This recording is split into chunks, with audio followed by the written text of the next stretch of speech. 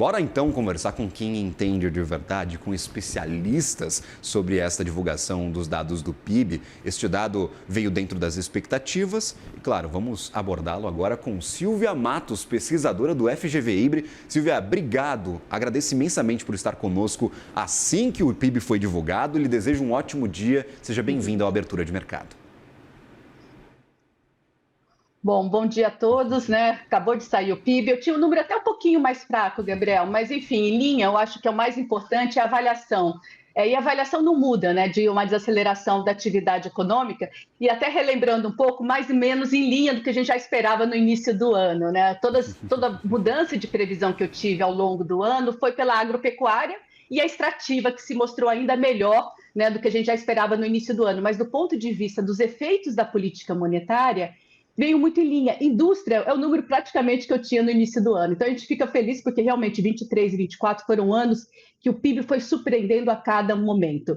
Eu acho que é importante aqui destacar por que dessa vez foi diferente, né? Mas sem dúvida o que eu quero reforçar é que finalmente a política monetária fez efeito, ou seja, o taxa de juros teve que ir a 15%, tá? Então essa é a má notícia para conseguir desacelerar a atividade. E nós vimos, né, o canal do crédito contribuindo negativamente para a atividade econômica, e isso leva setores como a indústria, o comércio, né, do lado do consumo das famílias de bens duráveis, né, tendo uma desaceleração mais intensa, que são os efeitos da política monetária. Mas, ao mesmo tempo, a gente tem resiliência de serviços e outros setores que a gente diz que estão imunes, né, à política monetária, como a agropecuária e a indústria extrativa. Mas acho que a boa notícia é que a política monetária tem feito seus efeitos, né? Mas, infelizmente, a notícia é triste porque a gente tem que desacelerar para combater a inflação e a gente teve que ir a 15% para conseguir esse resultado, infelizmente.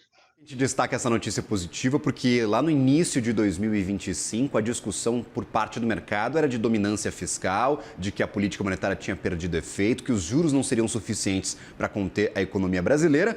Descobrimos que ainda são, mas com a necessidade de um pouquinho mais de taxa Selic. E aí eu queria abordar contigo, Silvia.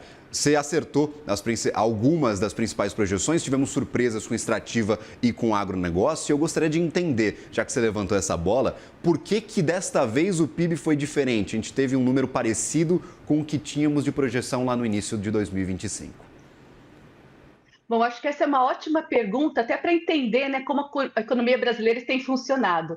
Em 23 e 24, algo que talvez não estava no nosso radar foi a política fiscal tão, né, que a gente diz, tão positiva, ela tão pró-cíclica, né? Então, a economia brasileira em 23 já estava recuperando, né, desde 22, saída da pandemia, isso é muito importante. A gente sabia que a gente teve um efeito muito positivo no pós-pandemia, não só no Brasil, né? O mundo inteiro teve política fiscal mais expansionista para ajudar, né, a recuperação da economia. Mas aí, em 23, nós tivemos vários efeitos mais positivos ainda da política fiscal na atividade econômica. Mas, novamente, né, não é uma boa notícia, porque se mostrou que em 24, né, a gente começou lá em 23, lembrando, né, que a gente permitiu, né, uma queda da taxa de juros, né, num ciclo com o Roberto Campos Neto, e nós tivemos que voltar atrás. Então, acho que esse talvez, em retrospectiva, a gente teve que subir mais os juros, não só em 23, em 24 e depois ir até 15%. Então, acho que esse é um aspecto importante, que a política fiscal realmente, quando a gente olha no início do ano e, de fato, qual foi o gasto, né, do governo a mais do que a gente imaginava, o impulso fiscal foi realmente muito maior. Mas em 25, os números ficaram muito parecidos, entendeu, do que a gente já tinha na conta, né? E que a gente diz que o governo, né, a União foi finalmente, né, favorável, não brigou tanto com a política monetária, apesar de ter sido muito expansionista. Não é que ela não deixou de ser expansionista, mas estava mais ou menos em linha do que a gente esperava. Outro aspecto que é mais difícil para a gente mapear, e agora a gente está olhando com mais, né, com mais cuidado, são os gastos dos entes subnacionais. Eles têm ganhado muita proporção, né, dos gastos gerais, né? Quando eu falo do setor público no PIB, não é só a União, né? São estados, municípios, toda a estrutura governamental. Então, talvez a má notícia é que a gente tem uma participação maior desses gastos na economia, tanto do executivo quanto, enfim, dos entes subnacionais, e eles continuam, né, talvez gastando mais do que seria possível, e agora a preocupação é que esse ritmo não é sustentável. Então, agora a gente tem que pensar no ajuste fiscal, né? Então, a notícia má é que a gente, né, acelerou demais o carro, como a gente diz, a gente teve que tomar mais antibiótico, né, para trazer esse paciente para uma certa normalização. A inflação tem cedido, essa é uma boa notícia, mas a gente não pode se esquecer que o externo ajudou muito, né? Então, a nossa preocupação é uma certa leniência, achando que a gente já combateu a inflação, que já está resolvido, mas sem dúvida, do ponto de vista, né, da política monetária, para a gente poder voltar a uma normalização, ou seja, reduzir a taxa de juros, a política fiscal teria que ser muito mais contracionista do que ela está sendo. E aí a gente não tem certeza, né, que o próximo governo isso virá e qual vai ser a velocidade desse ajuste fiscal. Mas, sem dúvida, eu acho que 25, pelo menos ganhamos a primeira batalha, não ganhamos a guerra toda, mas pelo menos a primeira batalha, e o externo ajudou muito, né? Eu acho que isso é um fator que a gente não tinha no começo do ano, e isso é positivo, sem dúvida. Temos que aproveitar um cenário externo, né, favorável até para o Brasil, diante de tantas incertezas. Comemoremos as pequenas vitórias, Silvia, esses destaques na nossa economia, apesar de desaquecimento, claro. A gente tem política monetária funcionando, um alinhamento, talvez, de objetivos. E eu queria entender, principalmente, o quanto essa nossa batalha com a inflação vai custar em PIB, porque a gente não tem projeção de voltar para a meta. E a taxa de juros agora, inclusive a gente teve declarações do secretário do Tesouro, pode até não cair tanto assim por conta do que a gente está vendo lá fora e possíveis efeitos inflacionários que a gente ainda não consegue calcular. Quanto que essa nossa batalha vai custar em PIB? Você tem ideia de até quando que a gente vai ter que segurar essa economia brasileira abaixo do seu potencial ou no seu potencial que acabou sendo superado nos últimos anos? Olha, essa é uma pergunta muito importante. Ela pode ter um custo menor, sempre, se a política fiscal for muito mais favorável. A gente sabe, lá eu acho talvez o grande exemplo, que foi o período do teto dos gastos. Foi talvez a política fiscal mais radical, né? A mudança da água para o vinho. E naquele momento, Gabriel, acho que um aspecto importante, não esquecer o internacional, a gente sabe que a gente está num momento de muita incerteza, um risco de ter uma inflação mais alta lá fora e juros reais mais elevados, e aí não tem como. É um ciclo internacional, a gente vai ter também efeitos em todos os países emergentes. Então, a gente tem que limpar um pouco o efeito internacional de riscos e efeitos domésticos. Mas a boa notícia que nós já aprendemos com o passado, que é possível, sim, conviver com taxas reais de juros estruturalmente mais baixas. Mas aí, com certeza, a gente tem que ter o papel do fiscal mudando de direção. E esse que é o desafio, porque a gente já tem um Estado cumprindo, gastando muito proporcionalmente ao PIB, nós temos reajuste real do salário mínimo, que vai meio em contra, dos níveis de produtividade, a gente acompanha os dados de produtividade, salários crescendo acima da produtividade, e isso é ruim, isso pressiona a inflação, então a gente precisaria adequar mais não só todas as políticas salariais mais adequadas com a produtividade e os próprios gastos públicos ter uma ideia de que a gente vai, de fato, voltar a ter superávit primário, que é mais ou menos o que aconteceu lá com o teto dos gastos. A gente tinha uma visão de que até teria que mudar ao longo do tempo, mas que o superávit primário voltaria. E com isso, com essa garantia, o juro real estrutural da economia ele reduz. Aí fica muito mais fácil, que a gente diz, o custo para a atividade é muito menor. Então, talvez economista sempre dá uma má notícia, é que a gente tem que ser mais cuidadoso no curto prazo para poder ter o melhor benefício no longo prazo, que não existe almoço grátis. A gente achar que a política fiscal sempre pode ser procíclica, o efeito colateral é um juro real mais alto. Então, o Brasil tem este problema, A gente já passou por vários desequilíbrios macroeconômicos, mas muito pouco tempo a gente teve juro real baixo. E foi muito na época do governo Temer, principalmente no governo Temer, também continuou um pouquinho, aí teve a pandemia, foi um cenário muito diferente do ponto de vista macroeconômico, mas até então a gente teve juros reais baixos e a gente estava com a meta da inflação na meta. É algo surpreendente, então a gente tem que aprender as boas lições, não as más lições que nós já vimos lá em 2015 e 2016. 2014, nós economistas lembrando que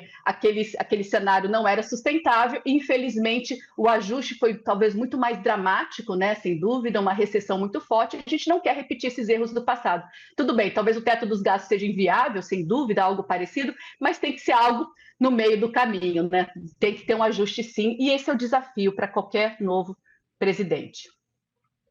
Fotografia do último trimestre, o quarto TRI, a gente acabou focando no ano completo, 0,1% de crescimento, exatamente na mediana das expectativas do mercado. Se dizia esperar um pouquinho menos de crescimento para o ano completo, acredito que para o quarto TRI também.